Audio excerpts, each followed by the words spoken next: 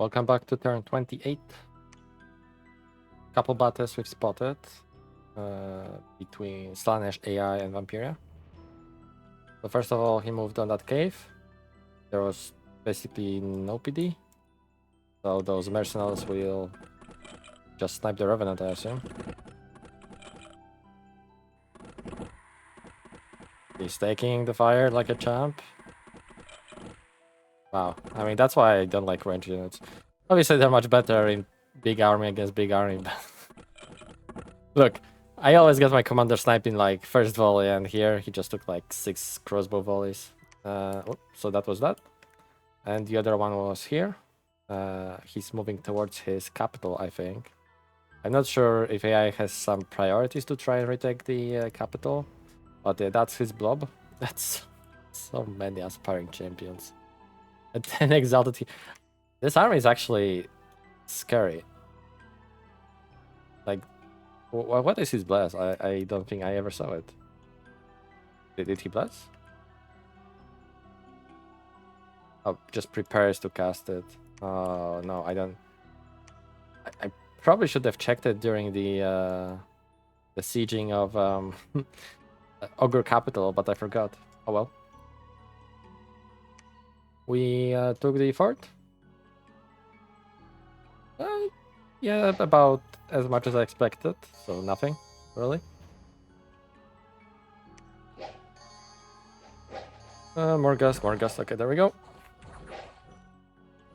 I don't know why those... I thought the archers will break when the leader is dead, but they keep on firing. Oh, now they broke.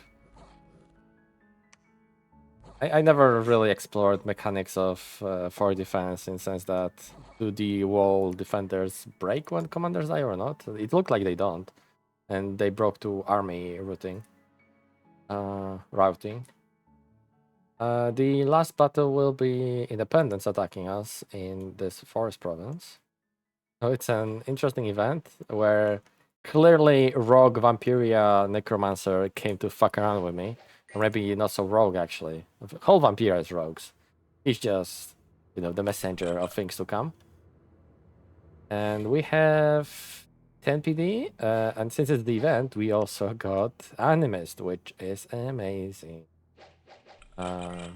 He's gonna let us craft a couple very useful things, which I normally wouldn't waste turns with my god to make, such as Boots of Messenger. For like leashes, maybe, if I want to move them quickly around, or for Vine Shields. Vine Shields on Harbingers, if I give them also... To be fair, their normal weapons are great, right? Because they raise Soulless and... or actually, yeah, Soulless. But Vine Shield will actually let them bug. Which, just dual wielding, it's honestly like really tough chassis with like high regen or maybe like incredible defense by default. The dual wielding is just more situational, unless it's like maybe dual wielding Goshes of powering. But yeah, Vine Shield will be great. So we of course lost the fight because higher number of troops and better Necromancer than the Revenant, but our Animist ran away and he lived. So we'll take a look at him in a second. Couple more events. All right, that's him joining. We found another treasure with Ivory Bow. That's great. Finally. Luck is starting to swing our way. Ivory Bow. Oh, that's a... Wait, is this an artifact?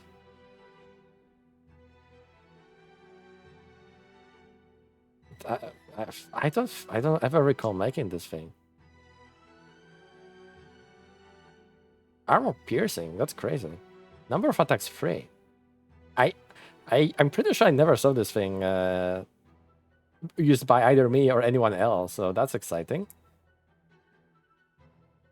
Looks really cool, actually.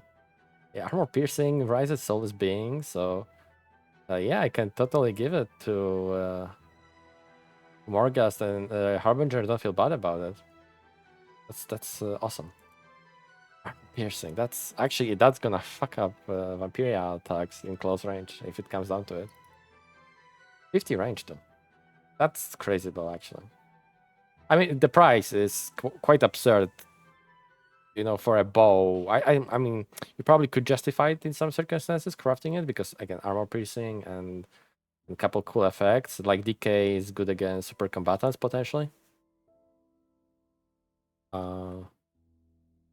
So maybe I could see crafting myself it, but for free, awesome.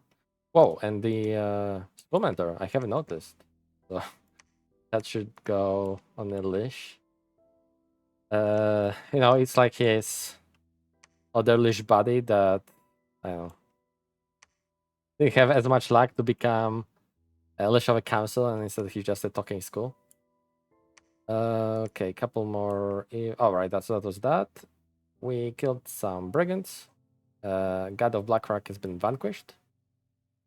Rip to orcs. They fought well. New prophet from Bretonia. Couple sites. Enchanted tomb. Awesome. More dev gems. And here are, oops, 2 more in the underwater front province. So, dying ground of the whales. 4 gem site. That's awesome. And submerged labyrinth, which, hey, 5 gems of this province now. That's fantastic. So I guess it's time for talking about a couple moves I'm making. This leash will go and light search here. Probably in a swamp and here, and then back to the this province, because I have Revenant moving there actually next turn. He's gonna get lab there. And you know, like I mentioned, I want some mages here stationed for defense purposes. It is Vampiria. This one will move on the forest province to kill this necromancer and side search there. I will move the animus. Why does it showed for a second that he's leading units, but he's not. That's weird. Interesting bug. But yeah, he's gonna be crafting items from the next turn. And potentially, where's Haruspex? I never remember. Haruspex.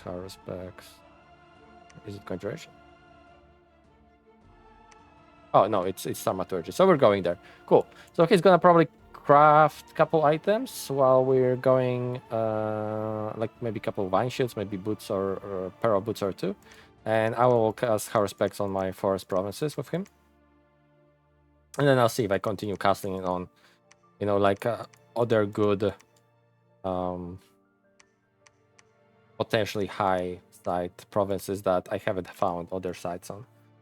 But yeah, he's a great pick. Finishing constructing castle here next turn. And the first adept of Golden Order will come out, and I've decided I will be actually using them for research for now. And also recruiting Cairn Wraiths here, and they'll be used to bump up defense of Resena.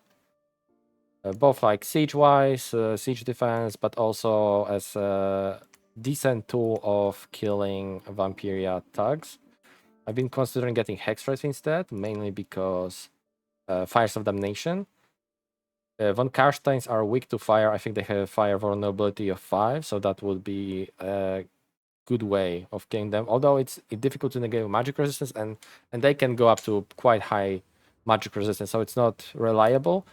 And instead, I opted to get, you know, 3 guys per square instead of 2 with literally the same attack. They're just less defensive, but they have more hit points. So, hey. And they're invisible actually, so you know he will not know that they're there. So that's also good. Yeah, we're moving all the Morghasts into this province. So we attack the throne next turn, while this one is going to claim this throne. We are recruiting either I think we're recruiting necromancers everywhere except of the Golden Adept, and we're recruiting a couple more master necromancers here. I still want to get a random or 2, so that's why those 2 forts will be making those. Even though recruiting necromancer is just much more research efficient as far as getting research, because 350 research is not awful, but it's not that great research either for 10 or 28 in magic free scale. So I'm just too spoiled by playing the way I do, where my research is just obnoxiously good. You know, there are a couple nations like that. Even Ulm is not the best, but yeah, like I mentioned, I'm gonna be patrolling this province. Hopefully, we'll get a decent number of corpses to reanimate and get them back to defending Persena. Prel is moving on top of capital to grab all the, well, at least more guests that are there. I'll think if I want to move out with my legionnaires. Probably not. I don't. They're slow, and he moves. Oh, actually, he was only 13. I see. I probably craft Boots of Messenger first for him then, so he can move around faster. 13 is not good enough. If I want to use him to transit more guests. Yeah, he's really slow. Why is he 13, 16? Well, I mean, armor penalty is fine. But and you know, it still lets me move two friendly provinces per turn most of the time. But I want to move more. Anything else? This guy, yeah, I'm moving him here so he can assist taking the throne with blessing, and then temple, construction stuff. While the other priest, yeah, he's the one finishing castle, and after that I'll probably move him to Sinkhole Swamp. I don't think I'll be building up this province. It's very vulnerable, and building up infrastructure cost me a ton of gold. Even though I've got another 700 gold event, I'm spent, and I'm of course recruiting a ton of mages and really good troops because hey, I'm continuing recruitment of Black Knights here. Oh right, here I opted for Hex Rays actually. Yeah, because they'll be still good to have, and if I remember correctly, actually, let's we never took a look at the Hall of Fame. He actually lost his Giga bag. That's funny. So it's either mine or Vampiria fags with the one honorable ogre that soon will be forgotten completely. But if we take a look at Vampiria again, Karstein Capital recruits. So Knights of the Rose, no, they're just straight up sacreds. They don't have anything about them. That's interesting. I wonder if that's correct. I guess they're humans. I'm not that great with Vampiria lore, honestly. I just know they're assholes.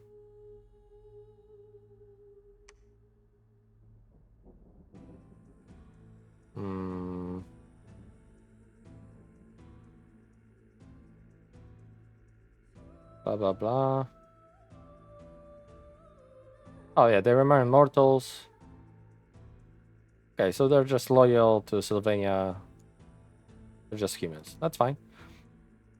But yeah, those guys are susceptible to... Hold on. Susceptible? I think that's how we pronounce it. Susceptible. Fire. While the Blood Knights are not. Yeah. Okay. Yeah, those guys. Well, but again, their magic resistance, while good, it's hard to resist, and extra big hit of fire if the site itself won't kill them. It should do it. Although again, their stats are really good compared to X-rays. I'm wondering, is it really worth it? Like, yeah, cool. They're good in like killing indies, but the whole attack being armor piercing with armor piercing effect that like screams wanting to kill elite troops of various kinds, be it cav or thugs and whatnot. But usually those will have much higher defense. Like we saw, those guys had 17, so I will be hitting them very rarely.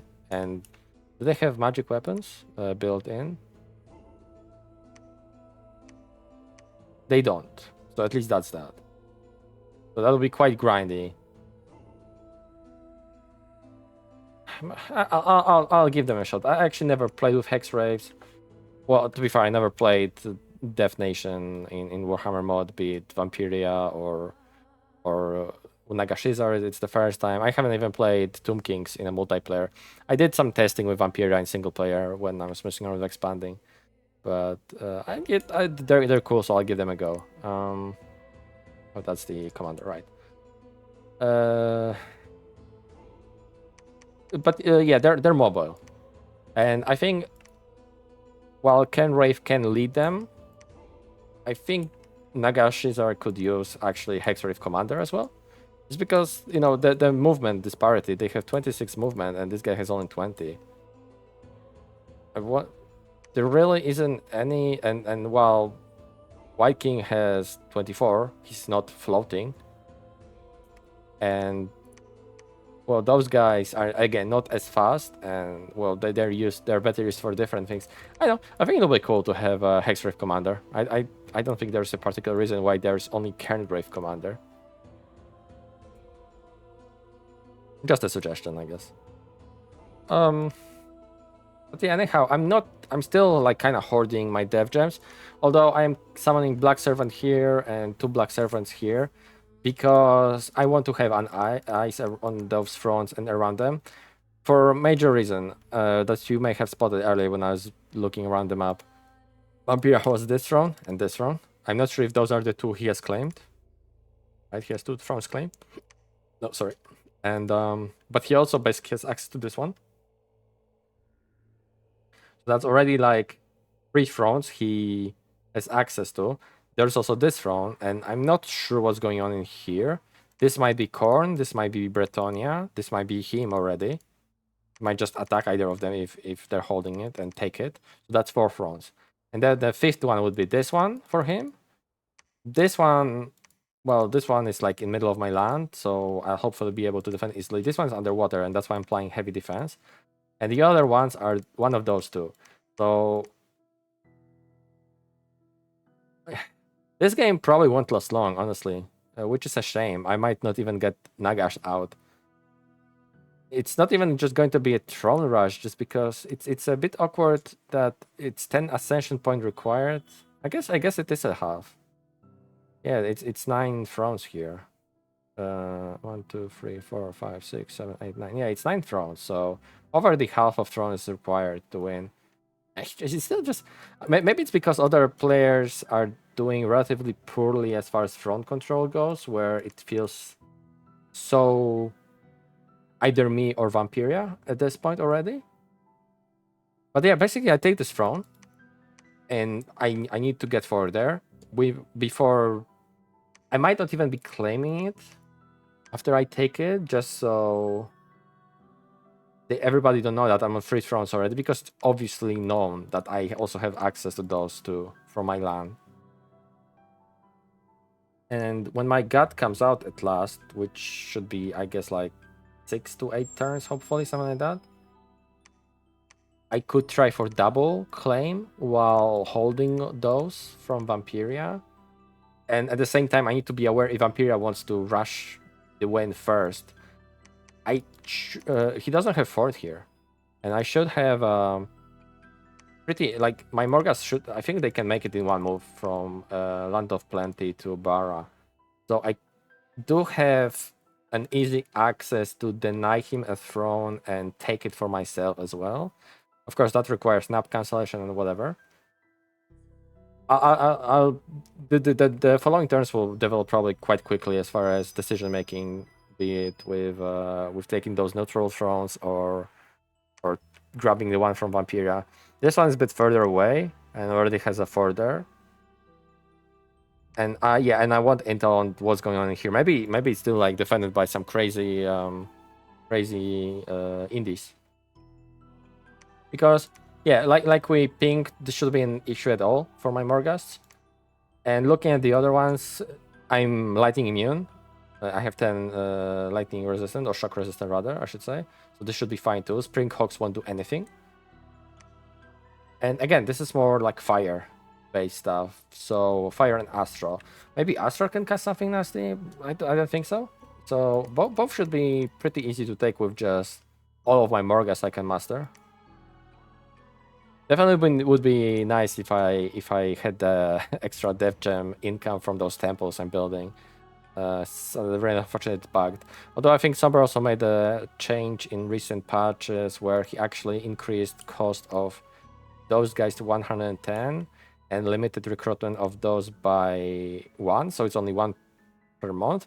I don't think that's necessary at all, but that's fine. Increasing cost, it's okay. Like they're obviously really strong sacred, so 110, I think it's perfectly fine to pay for them still. And he also increased the Dominion from 4 to 5. With that being the case, I think it's mandatory if you want to use Morgas to recruit a death cultist like pretty early, like I don't know, maybe turn 1 even, and profit him and just sit on your capital, bring the Dominion up so you can actually get your sacreds out. I know he wants to prevent those guys from being used too much in early wars and whatever. But that's such a nature. If a nation has such strong sacreds, you want to lean into them. Like it's like I don't think this nation can work without Morghasts. Maybe I'm lying, but because like, what would you do if you didn't lean into Morghast? You could go for slightly more scales and pump out mummies and legionnaires. Just rely on your mages. Maybe I'm probably talking out of my ass, but the reason why I'm thinking that is just it's undead nation that doesn't have a free spawn, right? So eventually, when economy dies down due to dev scales, you'll not be able to recruit nearly as much, if at all, including your sacreds from a capital.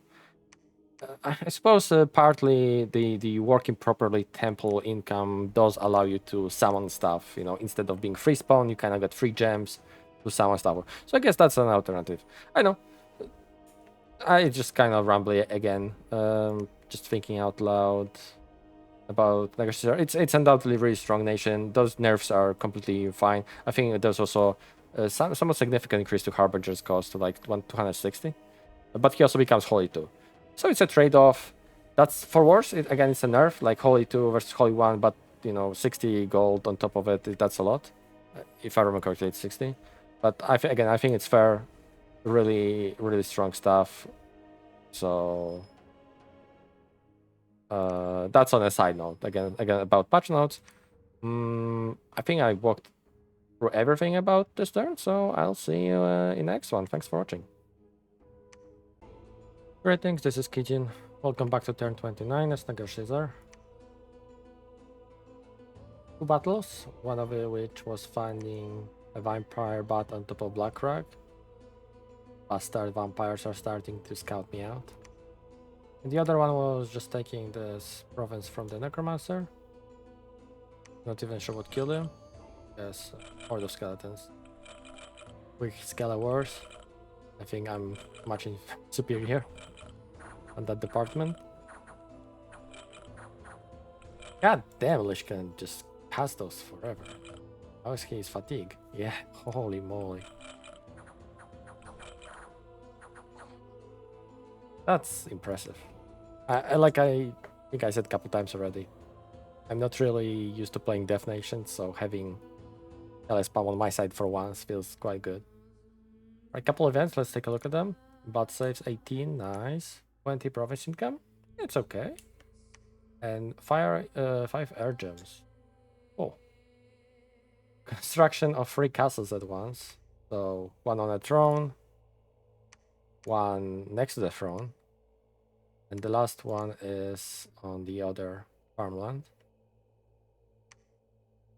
We summon those 3 black servants. One is gonna go and see this area around, the other one will move on this throne, and the last one will move here. As far as our scouting with Banshees, as we can see, Vampira's actually still only constructing palisades on this throne. So I assume those are the 2 he claimed. So maybe this is like hard, like a god chassis that's protecting it. Maybe difficult units, I'm not sure. We'll see about it next turn. I'm I'm so tempted to just assassinate this vampire bot with Banshee, but I can't. That would be nut breaking. And I don't do that. We're gonna side search on that forest. We're gonna side search underwater here. We're gonna move our Lich towards the front where he's gonna side search as well, and finally we start searching here too. After that, this leash moves on those farmland hills, and side search this way around, probably. We're gonna quickly patrol out here just in case, you know, the bat is here. Although, you know, probably the fact that I scouted him here and he escaped means that he retreated safely here, so he'll continue taking me out. I haven't shown it last turn, but Vampiria is actually making horticulturists here, which is annoying. That's water, sorry, that's nature guaranteed. I think nature water or nature earth mages, which is really nice. You know, little, what are they called? Halflings. I'd love to have them. My Animus isn't doing actually anything this turn. Basically, the reason for that is I don't really have anything I want to craft prior to construction for. Maybe if I could give like, where are those? Oh, defense +4 to all my Morgas, but it's 10 nature item, not worth it at all. I think Dominus Enhanced makes it like reasonable price where it's actually worth considering, but well, it's not Dominus Enhanced. We are recruiting a bunch of more Kenwaves on those two fronts, sorry, on this front and this province. And, you know, the goal is to consolidate all of this stuff in the area on top of this front to defend it.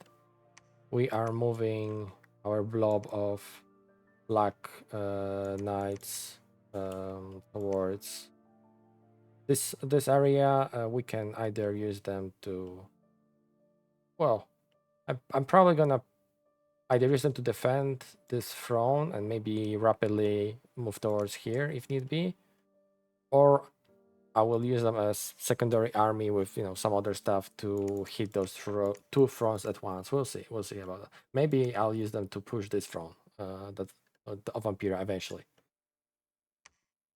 But yeah, just bringing them towards this province for now. Using those 4 necromancers to actually summon more black knights. It's 10 death gems per cast, but it's going to be 16 more black knights. We're moving those Hex Raves and this Mount King on top of this fort, where we're recruiting one more round of Hex Raves. But since they're very expensive, I will not be recruiting any more of them right now, as I want to have money to start the fort here next turn. But at the same time, we'll also have to recruit more Liches and a new round of mages here, because, you know, we didn't pay for those Master Necromancers this turn, and we are again drained of money. Any more units we're recruiting? Well, so we're still recruiting Graveguard on this province, just, you know, just in case. We're gonna move this Mount King back, you know, on top of this fort again, just to defend it from whatever Indie attack or something can happen during the fort construction. We're gonna finish construction 4. I wish I reached it last turn, but all of my castings of Zombie Horde and such made sure that I will not. Our research is jumping in nice increments right now, so we can see that next turn is probably gonna be like 540, 50, something like that. Gonna be a big jump again. And we're going Thaumaturgy tree,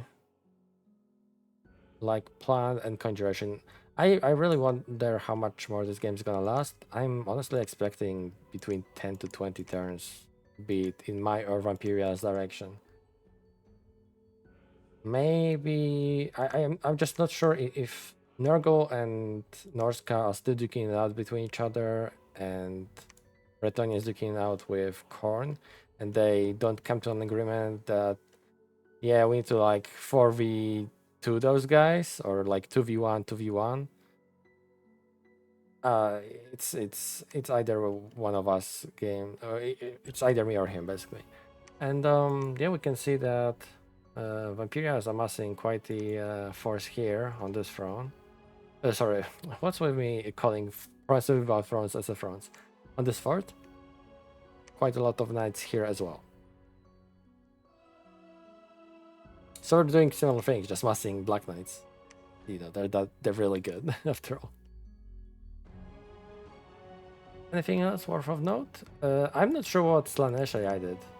I think he just stayed in place with this army of his instead of moving on top of this fort. I'm confused. Because we see sappers, they stood still as well. He didn't move back, he's just recruiting stuff. I'm super confused what the AI is doing. I wonder if I can see the setting for the AI in this game. Probably on Discord, it's somewhere noted, but unfortunately, so far it looks kind of dumb. Well, it started well, and now that happened. So we'll see. We'll see what happens next turn. Anyhow, anything else? Right, claiming this throne and building the lab as mentioned.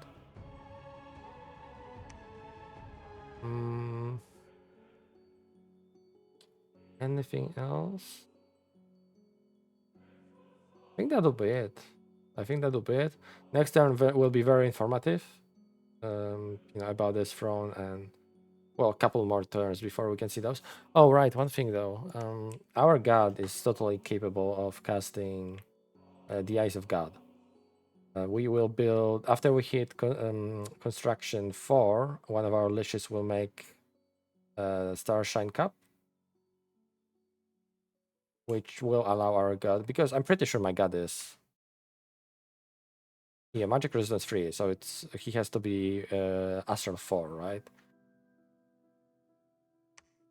But yeah, that will allow us to cast Eyes of God. Basically, the second turn he's gonna be around, because I want them to cast Twiceborn first, just in case. Like, first thing, Twiceborn.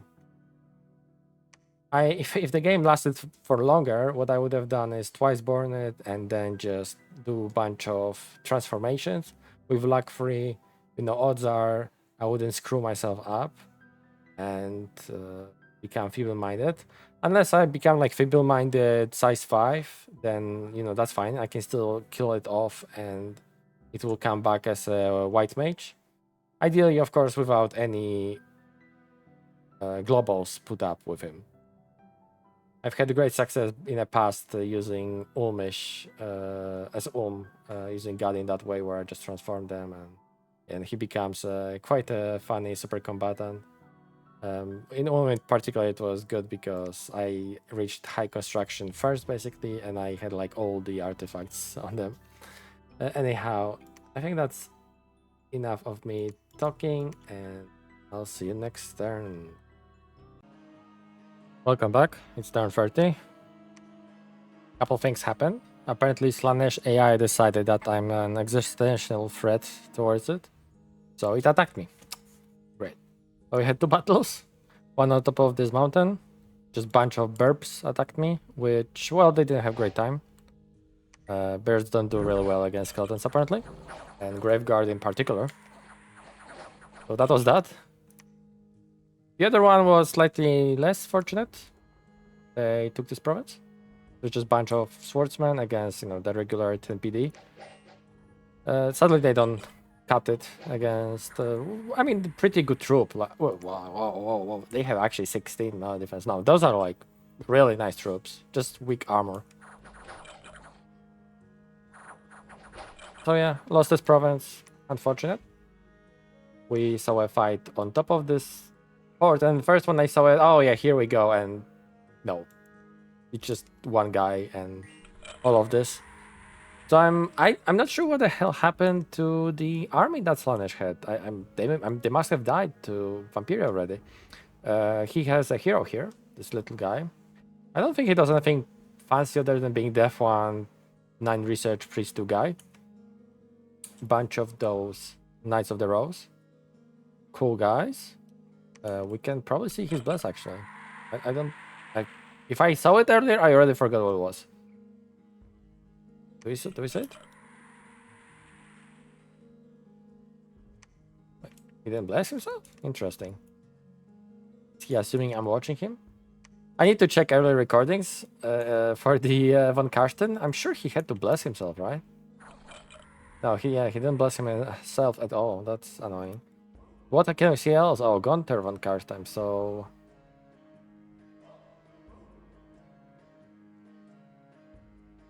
I'm not sure. Interesting. I wonder what he wants to do with the Eye of the Void, or maybe he just starts with it. So I'm not sure if that's a hero, if it's multi-hero, it might be. But he has that. He didn't bless himself. Well, it's just a bunch of garbage, honestly. Like my proper army will just steamroll it. But yeah, it took a place here. So I don't know what's going on with Slaanesh army. Are they here? Are they here? Are they gonna attack me? Like, what the hell is going on? Can see Strigo here. But main event, or rather main information we've got, he unfortunately does have a fort here. So that's bad. That means he has 3 thrones. Probably didn't claim this one yet in that case. I suppose his Shade Prophet didn't make it there yet. But yeah, that means that we're on equal footing once I take this fort. While I claim this throne. I'm already constructing a fort here, but it's gonna take some time. You know, at a moment like that, 4 turns sure seem like a lot. Future Kijin here, it's like 30 minutes later. Fortunately, that turned in a roll. I actually completely forgot to show you the battle on top of the throne, so let's just jump straight into it. Well, that's more spoiler. Okay, so our stack of scary Morgas are here. Here's lots of fiery boys and elephants. And here are our stupid soulless that I divide into single units so they lure elephants better and just take more time to get stomped around. Speed it up a little bit. Blessings going on. Elephants are running forward. And soulless didn't last at all. And those guys actually turn around, so I'm really not sure how it exactly works, targeting of AI. I need to read more into it on Discord. Maybe people will know. But our guys dropping on top all of it caused quite the friendly fire fest from those fire drakes. So a lot of slingers and madmen just died from that.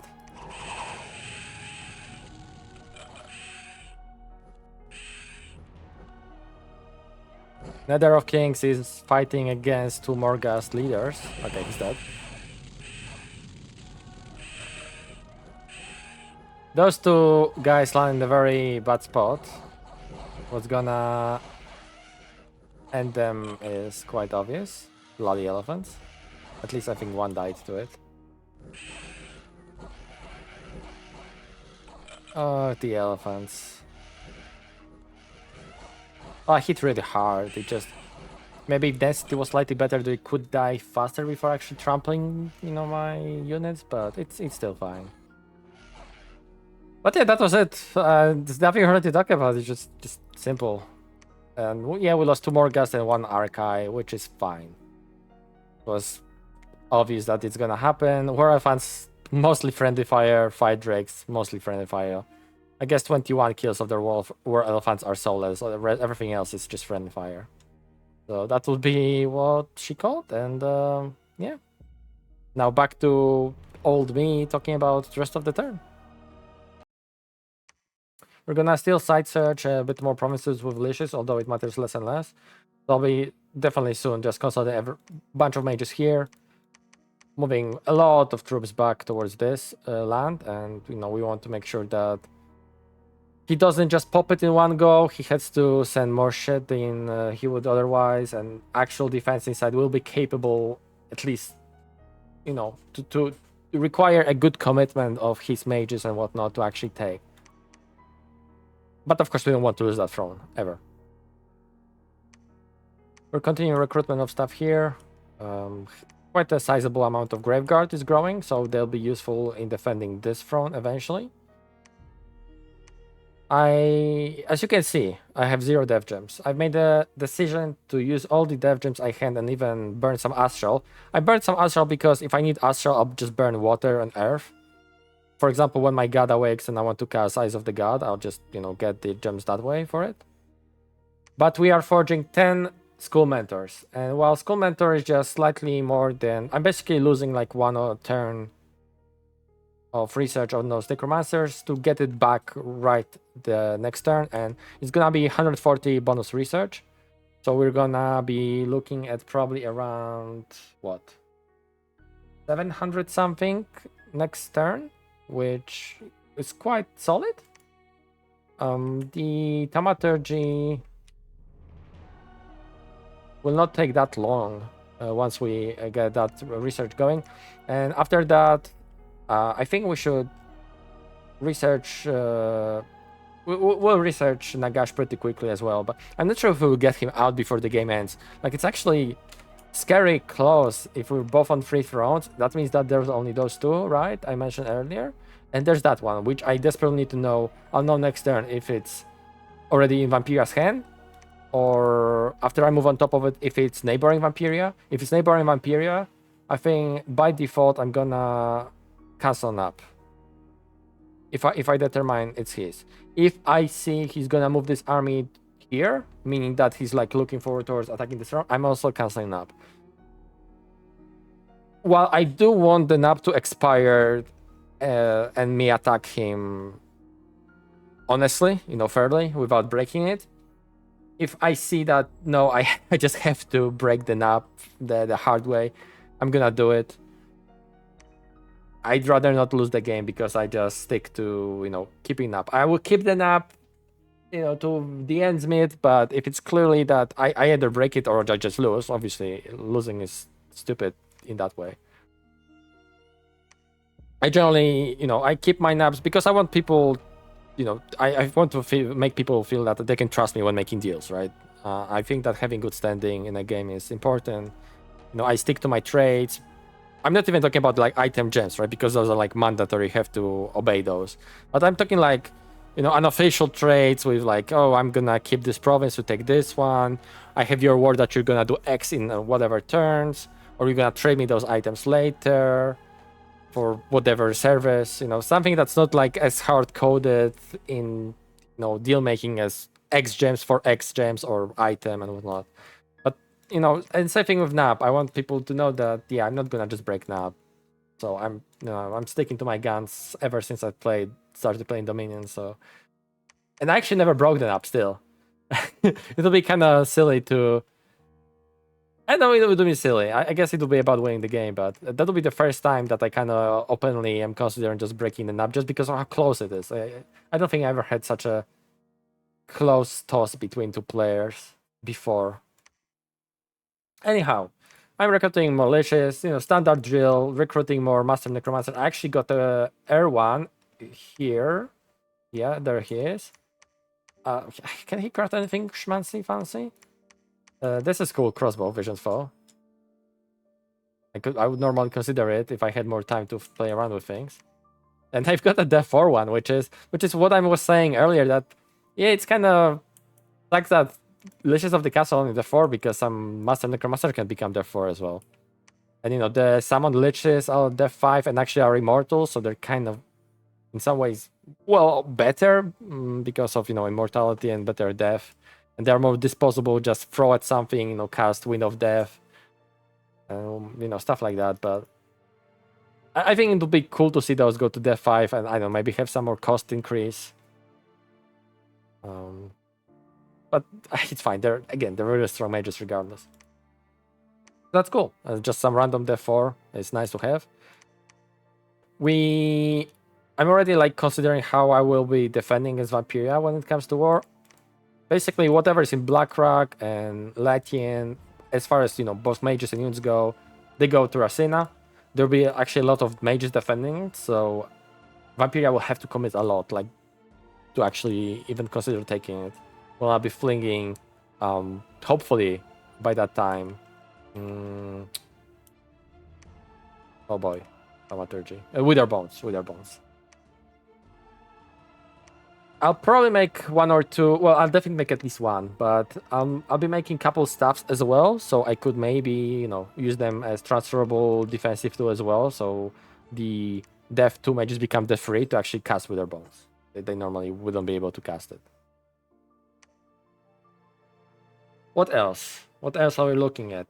Oh, right. I'm splitting my Morghast stack into 2 and just taking this land. There are 2 reasons for that. Well, first of all, I want it back. Second reason is hopefully I'll bump Vampiria. I think it's pretty obvious that I'll be taking those 2 this turn.